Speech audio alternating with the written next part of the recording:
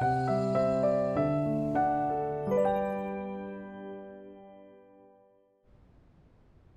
semuanya, saya Sinje.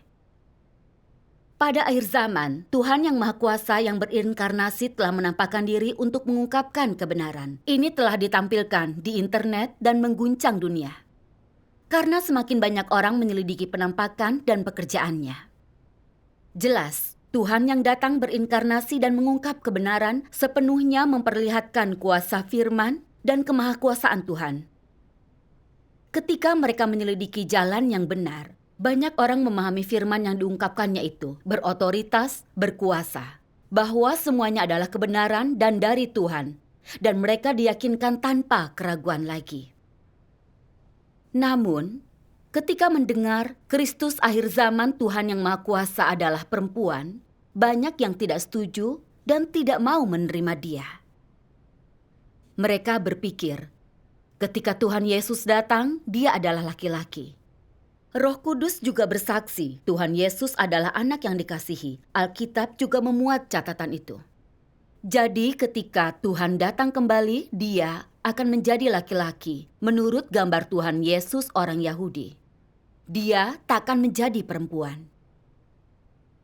Sebanyak apapun kebenaran dan sebesar apapun pekerjaan yang Dia lakukan, mereka tidak mau menerima, apalagi menyelidiki. Alasan mereka adalah, jika Tuhan yang Maha Kuasa laki-laki, aku percaya. Tetapi jika Dia perempuan, apapun yang kau katakan, aku takkan percaya. Karena Tuhan Yesus adalah laki-laki. Karena itu, mereka kehilangan kesempatan menyambut kedatangan Tuhan kembali dan jatuh ke dalam bencana. Dan ini sangat disayangkan. Lantas, benarkah pernyataan dan pandangan orang-orang beragama ini? Apakah itu sesuai nubuat Alkitab dan memiliki dasar dalam firman Tuhan? Sama sekali tidak. Ini karena Tuhan Yesus tidak menyebutkan Dia akan menjadi laki-laki atau perempuan ketika datang kembali. Dan Roh Kudus tak bersaksi anak manusia akan menjadi laki-laki atau perempuan ketika datang kembali. Alkitab juga tak menubuatkan Tuhan akan menjadi laki-laki atau perempuan ketika Dia datang kembali. Ini bukti yang cukup bahwa perkataan dan pandangan manusia tidak memiliki dasar alkitabiah dan hanyalah gagasan dan imajinasi manusia.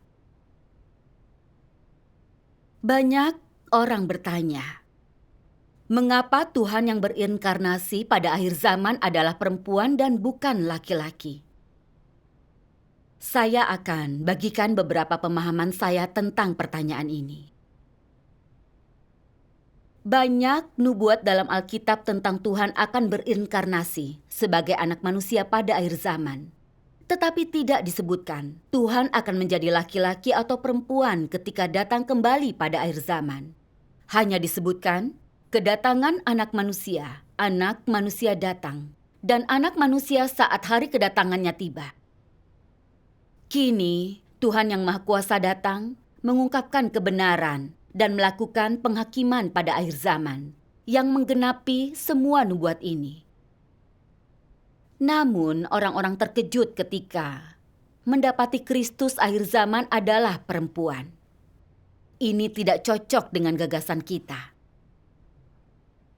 Karena itu penampakan dan pekerjaan Tuhan sangatlah normal orang memiliki gagasan tentang ini. Ketika Tuhan Yesus datang, mereka bahkan memiliki kesalahpahaman lebih besar. Namun, makin orang memiliki gagasan tentang sesuatu, makin hal itu menjadi misteri. Jika Tuhan tidak mengungkapkan misteri ini, kita tak akan pernah memahaminya. Jadi, mari kita lihat apa yang dikatakan Tuhan yang Maha Kuasa. Jika Tuhan datang ke dunia hanya sebagai laki-laki, maka orang mendefinisikan Dia sebagai Tuhan atas laki-laki. Dan orang tidak akan pernah percaya bahwa Dia adalah Tuhan atas perempuan. Para lelaki lalu menganggap bahwa ada kesamaan antara mereka dan Tuhan, yakni sama-sama laki-laki, dan bahwa Tuhan adalah kepala para lelaki. Lalu bagaimana dengan perempuan? tidak adil. Bukankah ini perlakuan istimewa bagi laki-laki? Kalau begini keadaannya, semua orang yang Tuhan selamatkan adalah laki-laki seperti dirinya. Dan tak seorang perempuan pun akan diselamatkan. Sewaktu menciptakan umat manusia, Tuhan menciptakan Adam, dan Dia menciptakan Hawa. Dia menciptakan bukan hanya Adam, melainkan menjadikan laki-laki dan perempuan sesuai dengan gambarnya. Maka Tuhan bukan hanya Tuhan atas laki-laki, melainkan juga Tuhan atas perempuan. Setiap tahap pekerjaan yang dilakukan oleh Tuhan memiliki signifikansi praktisnya sendiri. Saat itu, ketika Yesus datang, Dia datang dalam wujud laki-laki. Dan ketika Tuhan datang kali ini, wujudnya adalah perempuan.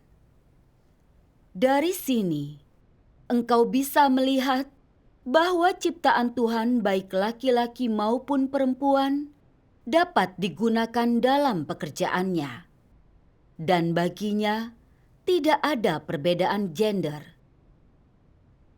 Ketika Roh-Nya datang, Dia dapat mengenakan jenis daging apapun yang dikehendakinya, dan daging tersebut dapat merepresentasikan dirinya, entah laki-laki atau perempuan. Daging itu dapat merepresentasikan Tuhan, selama itu adalah daging inkarnasinya. Dari firman Tuhan yang Maha Kuasa, kita dapat memahami bahwa terlepas dari inkarnasi Tuhan adalah laki-laki atau perempuan, itu memiliki makna. Ada kebenaran yang harus dicari di dalamnya, dan itu memampukan kita memahami kehendak dan watak Tuhan. Jika Tuhan yang berinkarnasi selalu laki-laki, maka apa akibatnya? Manusia selamanya akan membatasi Tuhan sebagai laki-laki dan tidak pernah perempuan. Dan perempuan tidak dapat hidup sebagai bagian penuh dari masyarakat. Apakah itu adil bagi perempuan? Tuhan adalah Tuhan yang adil, dan Tuhan menciptakan laki-laki dan perempuan. Jadi, Tuhan menjadi laki-laki untuk inkarnasi pertamanya, dan pada akhir zaman sebagai perempuan. Ini sangat signifikan. Dan semua perempuan harus bersuka cita untuknya dan tak lagi memiliki gagasan apapun. Jika seorang perempuan masih bisa mendiskriminasi Tuhan perempuan yang berinkarnasi, maka perempuan itu sangat menyedihkan. Sebenarnya, tidak masalah entah inkarnasi Tuhan itu laki-laki atau perempuan. Yang penting, Dia mampu mengungkapkan kebenaran dan melakukan penyelamatan. Jangan berpikir Tuhan yang berinkarnasi hanya mampu melakukan pekerjaannya jika Dia laki-laki, dan tidak mampu melakukan pekerjaannya jika Dia perempuan. Berpikir seperti itu adalah terbelakang dan juga bodoh. Sekarang ini kita telah melihat perempuan bisa lakukan apapun yang bisa dilakukan laki-laki. Misalnya, laki-laki bisa menerbangkan pesawat, demikian juga dengan perempuan. Laki-laki bisa menjadi astronot, demikian juga dengan perempuan. Laki-laki bisa menjadi presiden, demikian juga dengan perempuan. Laki-laki bisa menjalankan bisnis dan berkarir, perempuan juga bisa berbisnis dan berkarir. Fakta membuktikan perempuan sama cakapnya dengan laki-laki.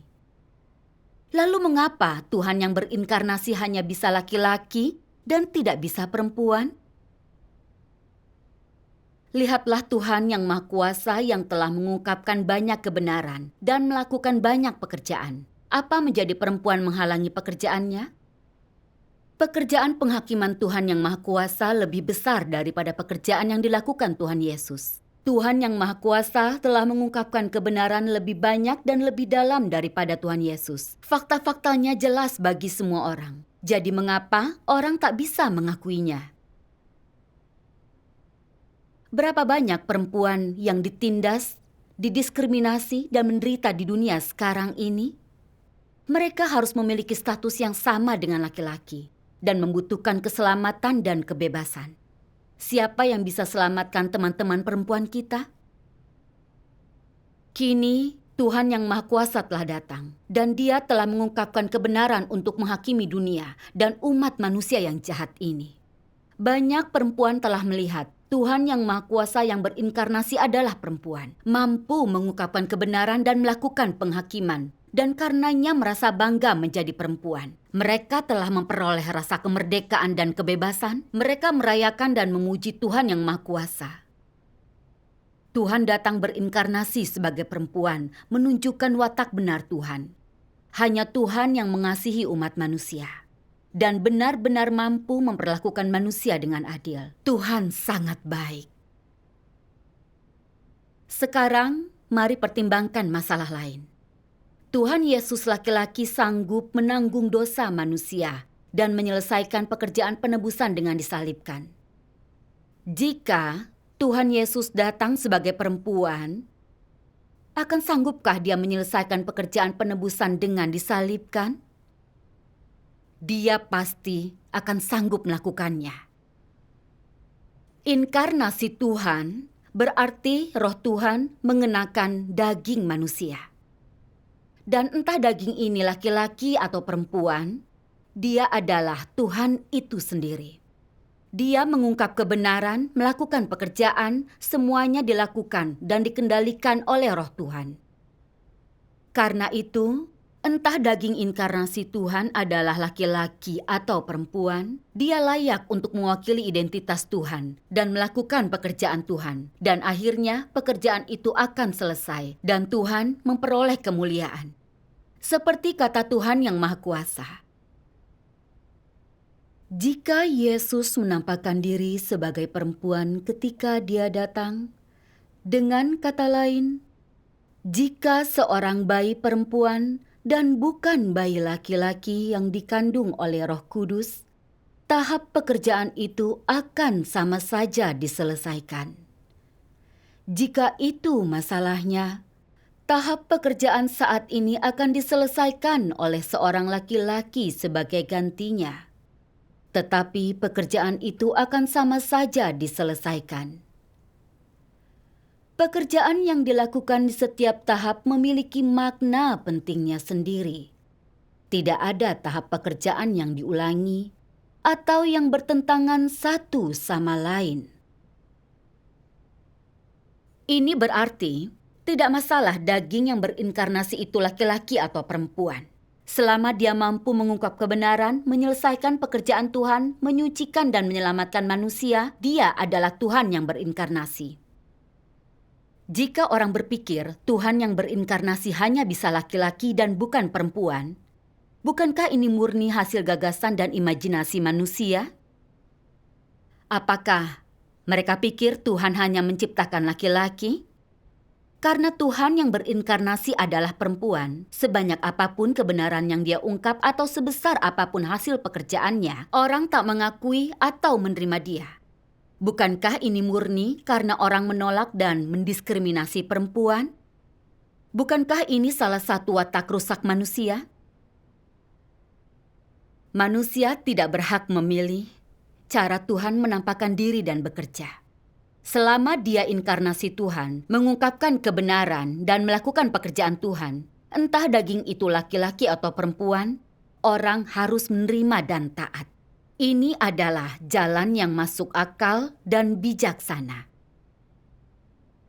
Tuhan itu Maha Kuasa dan bijaksana, dan pemikirannya melampaui pemikiran manusia. Manusia tak bisa berharap memahami pekerjaan Tuhan. Sejak zaman purba, setiap tahap pekerjaan Tuhan melampaui dan bertentangan dengan gagasan manusia. Ketika Tuhan Yesus menampakkan diri dan bekerja, penampilan, kelahiran, dan keluarganya sangat tidak sesuai dengan gagasan manusia. Inilah sebabnya orang Farisi tidak mengakui Dia adalah Mesias yang dinubuatkan dalam kitab suci, dan akhirnya memakukan Dia di kayu salib, melakukan dosa yang keji, di mana mereka dihukum dan dikutuk oleh Tuhan. Itu pelajaran yang menggugah pemikiran yang dibayar dengan darah. Jadi, semua yang menyangkut penampakan dan pekerjaan Tuhan adalah peristiwa besar dan sebuah misteri.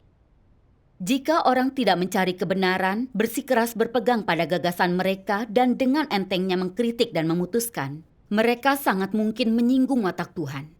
Jika Anda ditolak dan disingkirkan Tuhan dan kehilangan keselamatannya, Anda akan merasakan penyesalan tak terkira.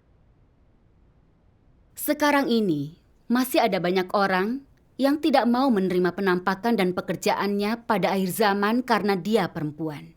Dan bahkan, meskipun mengetahui firman-Nya adalah kebenaran, tidak mau menerima dia. Apa yang menjadi masalah di sini?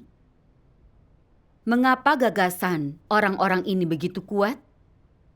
Mengapa mereka tidak menghargai kebenaran dan pengungkapan kebenaran di atas segalanya?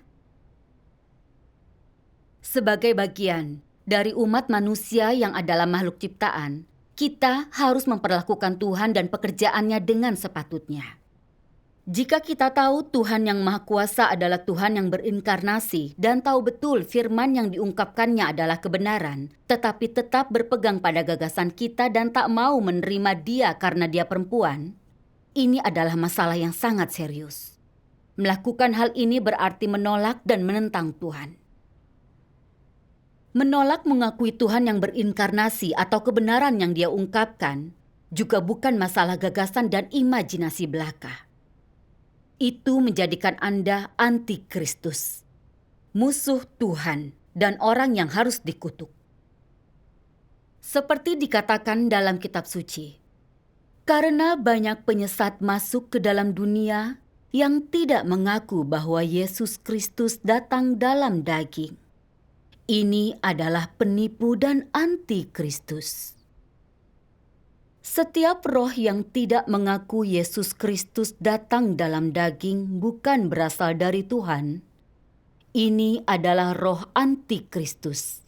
Dan engkau sudah mendengar bahwa ia harus datang. Bahkan ia sekarang sudah ada di dalam dunia. Jadi, kita bisa yakin, siapapun yang menolak kedatangan kembali anak manusia dan tak mengakui Tuhan yang berinkarnasi yang datang kembali adalah antikristus. Apa menurut Anda Tuhan akan menyelamatkan antikristus ketika dia datang kembali? Sama sekali tidak. Jadi apa kesudahan bagi antikristus? Kesalahan apa yang dilakukan para antikristus? Mereka tidak hanya menentang seseorang. Mereka menentang Kristus akhir zaman, Tuhan itu sendiri. Apa esensi dari mengutuk dan menghakimi Tuhan yang Maha Kuasa? Itu adalah dosa penghujatan terhadap Roh Kudus. Dosa ini tak akan pernah terampuni, tidak sekarang atau di masa depan. Sekarang ini banyak orang percaya Tuhan, tetapi tak mengetahui pekerjaan Tuhan. Mereka juga tidak tahu apa itu anak manusia, apa arti inkarnasi, atau siapa satu-satunya Tuhan yang benar. Dengan demikian, mudah menentang Tuhan yang berinkarnasi. Jadi kita tak boleh gunakan gagasan dan imajinasi kita untuk membatasi pekerjaan Tuhan. Sebaliknya, kita harus mencari kebenaran. Hanya dengan cara ini kita dapat menerima berkat-Nya. Makna penting pekerjaan selama 2 inkarnasi Tuhan sangat mendalam. Inilah perkataan Tuhan yang Maha Kuasa. Tuhan bukan hanya Roh Kudus, bukan hanya roh, atau roh yang 7 kali lipat lebih kuat, atau roh yang mencakup segalanya, tetapi juga seorang manusia biasa. Manusia yang sangat biasa. Dia bukan hanya laki-laki, tetapi juga perempuan. Keduanya serupa dalam hal mereka sama-sama terlahir dari manusia, dan berbeda dalam hal yang satu dikandung dari Roh Kudus, dan yang lainnya terlahir dari seorang manusia, meskipun berasal langsung dari roh. Mereka serupa dalam hal, keduanya adalah daging inkarnasi Tuhan, yang melakukan pekerjaan Bapa, dan berbeda dalam hal yang satu melakukan pekerjaan penebusan dan yang lainnya melakukan pekerjaan penaklukan. Keduanya merepresentasikan Bapa, tetapi yang satu adalah Sang Penebus yang penuh dengan kasih setia dan belas kasihan, dan yang lainnya adalah Tuhan kebenaran yang penuh dengan murka dan penghakiman. Yang satu adalah panglima tertinggi yang memulai pekerjaan penebusan, dan yang lainnya adalah Tuhan yang benar yang menyelesaikan pekerjaan penaklukan. Yang satu adalah yang awal, yang lain adalah yang akhir. Yang satu adalah daging tanpa dosa, yang lain adalah daging yang menyelesaikan penebusan, melanjutkan pekerjaan, dan tidak pernah berdosa. Keduanya adalah roh yang sama, tetapi mereka tinggal dalam daging yang berbeda, dan dilahirkan di tempat yang berbeda, dan mereka dipisahkan selang beberapa ribu tahun. Namun, semua pekerjaan mereka saling melengkapi, tidak pernah bertentangan, dan dapat dibandingkan. Keduanya adalah manusia, tetapi yang satu adalah bayi laki-laki, yang lainnya adalah bayi perempuan. Dari firman Tuhan yang Maha Kuasa kita memahami, ketika Tuhan datang berinkarnasi untuk menyelamatkan manusia, tidak masalah Tuhan itu laki-laki atau perempuan, dari keluarga mana dia berasal atau seperti apa rupanya, semua itu tidaklah penting. Yang terpenting, dia mampu melakukan pekerjaan Tuhan, melaksanakan kehendak Tuhan, dan membawa kemuliaan bagi Tuhan. 2000 tahun yang lalu, Tuhan Yesus lahir di keluarga yang sangat biasa di Yudea, di dalam sebuah palungan. Orang-orang memiliki gagasan tentang ini.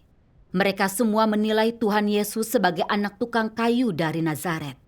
Dan karena itu tidak mau menerima pekerjaan Tuhan Yesus. Akibatnya, mereka dikutuk oleh Tuhan dan kehilangan keselamatan. Pada akhir zaman, Tuhan yang Maha Kuasa datang.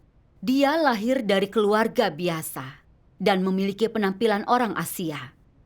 Secara lahiriah, dia tampak seperti orang biasa. Tetapi, dia mengungkapkan begitu banyak kebenaran, melakukan penghakiman pada akhir zaman, menaklukkan orang-orang dan membentuk sekelompok pemenang. Tuhan yang Maha Kuasa melakukan pekerjaan dahsyat yang telah mengguncang dunia dan mengakhiri sejarah iblis yang merusak umat manusia ribuan tahun dan memulai zaman baru. Apa yang membuat orang berhak memiliki gagasan tentang Tuhan yang berinkarnasi sebagai perempuan? Orang-orang semacam itu terlalu congkak dan tidak rasional. Sekarang ini, Injil Kerajaan Tuhan yang Maha Kuasa diberitakan di seluruh dunia. Tahap-tahap pekerjaan Tuhan sangat luas dan tak terbendung. Dan firman Tuhan akan menyelesaikan segalanya. Ini sepenuhnya mengungkapkan watak Tuhan yang benar, kemahakuasaan dan hikmat Tuhan. Akhirnya, mari kita dengarkan beberapa pembacaan firman Tuhan yang Maha Kuasa. Seluruh pekerjaan Tuhan pada akhir zaman dilakukan melalui manusia biasa ini.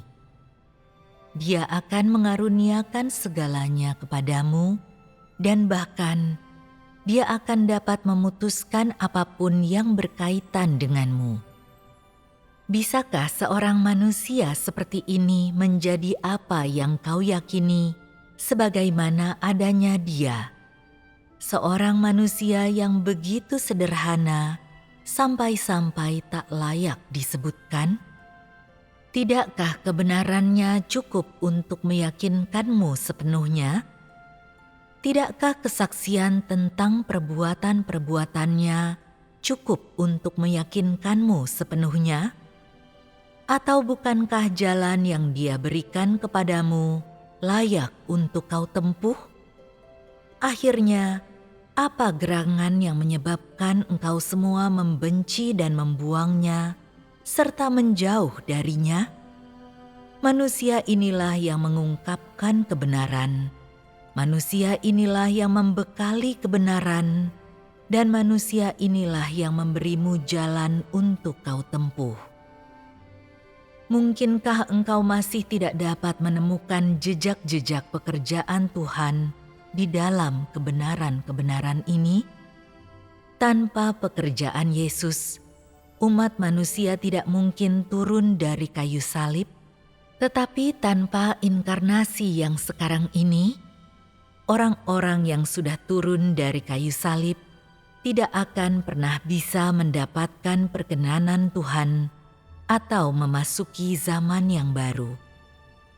Tanpa kedatangan manusia biasa ini, engkau semua tidak akan punya kesempatan untuk melihat wajah Tuhan yang sebenarnya, ataupun akan memenuhi syarat, karena engkau semua adalah orang-orang yang seharusnya telah dimusnahkan sejak lama. Berkat kedatangan inkarnasi Tuhan yang kedua ini, Tuhan telah mengampunimu dan menunjukkan belas kasihan kepadamu. Bagaimanapun juga, perkataan yang harus kutinggalkan kepada engkau semua, pada akhirnya tetaplah ini. Manusia biasa ini, yang adalah Tuhan yang berinkarnasi, sangatlah penting bagimu. Inilah hal hebat yang Tuhan telah lakukan di antara manusia. Fakta bahwa engkau semua masih hidup hingga sekarang adalah berkat daging ini. Karena Tuhan hidup dalam daginglah, engkau semua memiliki kesempatan untuk hidup. Seluruh keberuntungan ini telah diperoleh oleh karena manusia biasa ini. Bukan itu saja, tetapi pada akhirnya segala bangsa akan menyembah manusia biasa ini, sekaligus mengucapkan syukur dan menaati manusia yang tak berarti ini, karena jalan, kebenaran, dan hidup yang telah dibawanya lah yang telah menyelamatkan seluruh umat manusia, meredakan konflik antara Tuhan dan manusia, memperpendek jarak di antara mereka, dan membuka hubungan antara pikiran Tuhan dan manusia. Dia jugalah yang telah memperoleh kemuliaan yang jauh lebih besar bagi Tuhan. Bukankah manusia biasa semacam ini layak kau percayai dan puja? Bukankah daging biasa seperti ini layak disebut Kristus? Dapatkah manusia biasa seperti ini menjadi pengungkapan Tuhan di antara manusia? Bukankah manusia semacam ini yang telah menyelamatkan umat manusia dari bencana, layak mendapatkan kasih-Mu dan menjadi kerinduanmu untuk kau pegang erat? Jika engkau semua menolak kebenaran yang diungkapkan dari mulutnya dan membenci keberadaannya di antaramu, lalu apa yang akan terjadi padamu pada akhirnya?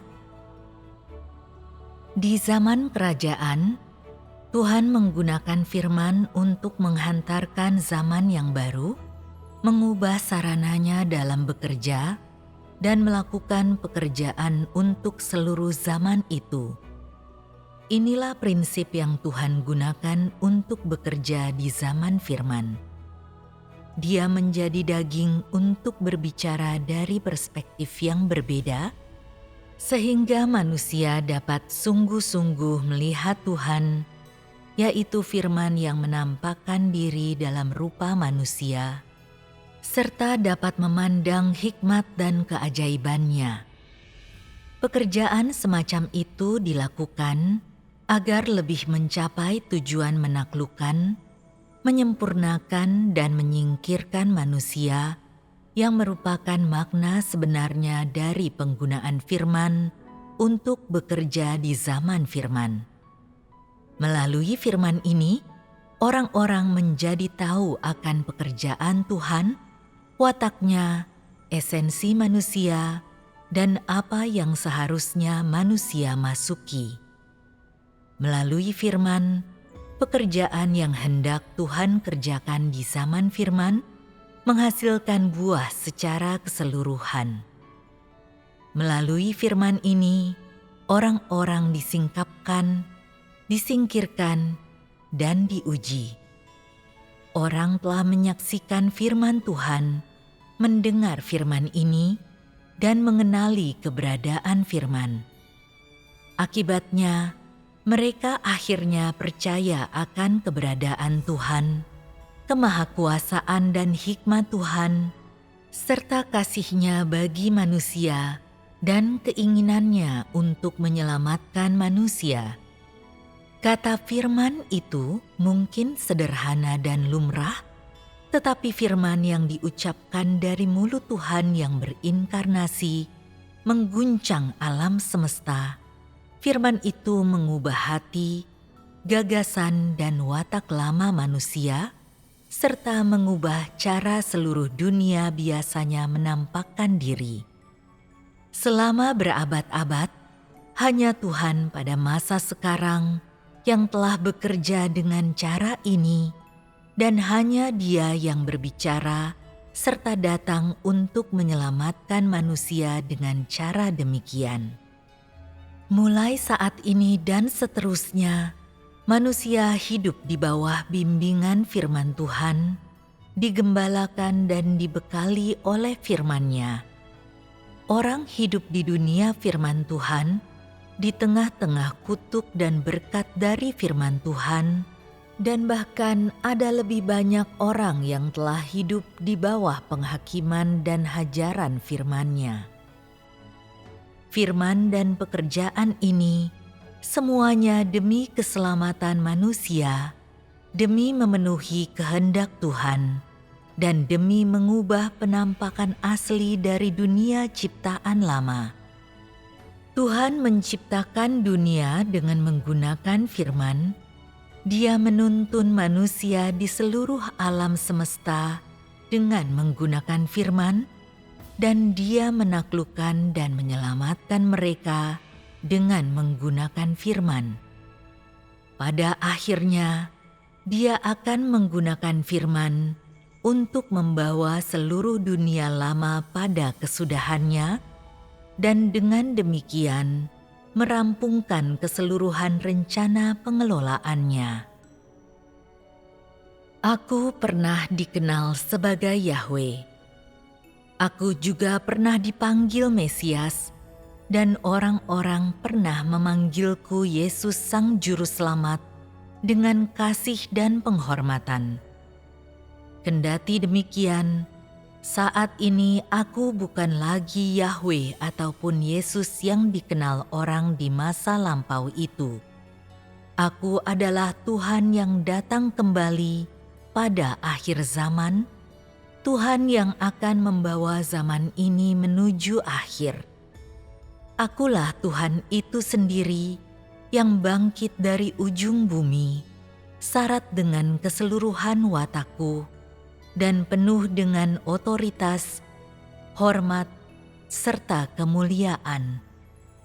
Orang-orang tidak pernah menjalin hubungan denganku, tidak pernah mengenalku, dan tidak tahu tentang watakku. Sejak penciptaan dunia hingga saat ini, tak seorang pun pernah melihatku.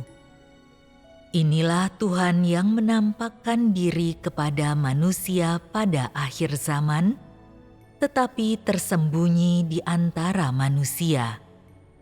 Dia berdiam di antara manusia, benar dan nyata, seperti matahari yang menyala-nyala dan api yang berkobar-kobar, penuh dengan kuasa dan syarat akan otoritas. Tidak ada satu orang atau perkara pun yang tidak akan dihakimi oleh firman-Ku, dan tidak ada satu orang atau perkara pun yang tidak akan disucikan melalui nyala api. Pada akhirnya, Segala bangsa akan diberkati karena firman-Ku, dan juga dihancurkan berkeping-keping karena firman-Ku. Dengan demikian, semua orang pada akhir zaman akan melihat bahwa Akulah Juru Selamat yang datang kembali, bahwa Akulah Tuhan yang Maha Kuasa, yang menaklukkan semua umat manusia. Dan semua orang akan melihat bahwa Aku pernah menjadi korban penghapus dosa manusia, tetapi pada akhir zaman, Aku juga menjadi terik matahari yang menghanguskan segala sesuatu, dan juga surya kebenaran yang menyingkapkan segala sesuatu. Inilah pekerjaanku pada akhir zaman. Aku memakai nama ini dan memiliki watak ini, supaya semua orang dapat melihat bahwa Akulah Tuhan yang benar, matahari yang menyala-nyala, dan api yang berkobar-kobar, supaya semua manusia dapat menyembah-Ku, satu-satunya Tuhan yang benar, dan supaya mereka dapat melihat wajah-Ku yang sesungguhnya. Aku bukan saja Tuhan atas orang Israel, dan Aku bukan saja Sang Penebus. Akulah Tuhan atas segala ciptaan di seluruh langit dan bumi dan lautan. Sekian untuk episode hari ini.